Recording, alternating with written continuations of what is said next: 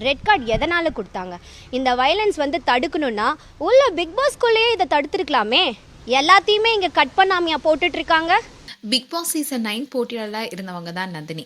இவங்க இப்போ big pass குறித்து பல குற்றச்சாட்டுகளை முன் வச்சிருக்காங்க. அந்த விஷயம் தான் இப்போ பேசும் பொருளா இருக்கு. பிக் பாஸ்ல போட்டியாளர்களாக பங்கேற்று 4 நாட்களே வெளியேறியவங்க தான் நந்தினி. இவங்க அந்த சேனல் மேல வக்கீல் நோட்டீஸும் அனுப்பியிருக்காங்க. அதை குறித்து தான் நந்தினி செய்தியாளர்கிட்ட பேசியிருக்காங்க. நான் பிக் பாஸ் ஷோ மூலமா மன உளைச்சலுக்கு ஆளாகி இருக்கேன். நான் பைத்தியக்காரின்னு பட்டம் சுமத்தப்பட்டேன். இதனால என்னுடைய ஒர்க் ஆகட்டும், என்னுடைய கெரியர் ஆகட்டும் கேள்விக்குறியா தான் இருக்கு. பிக் பாஸ் ஷோல ரியாலிட்டிங்கிறதே ஒண்ணுமே கிடையாது. மற்றவங்களை வெளியே அனுப்பாம என்ன வெளியே அனுப்புறதுக்கு என்ன காரணம்? பிக் பாஸ் ஷோவால மன உளைச்சல் தான் ஏற்படுது. இந்த ஷோ 24 மணி நேரமும் காட்டப்படுறதே கிடையாது. சொல்ல போனா எல்லாத்தையுமே கட் பண்ணி தான் வெளியே காட்டுறாங்க. இந்த ஷோல ஒருதலைப்பட்ச அக்ரிமெண்ட் இருக்கிறதுனாலயே யாரும் இதை பத்தி பேச முன் வரல. ஆனா நான் பேச வந்திருக்கேன்.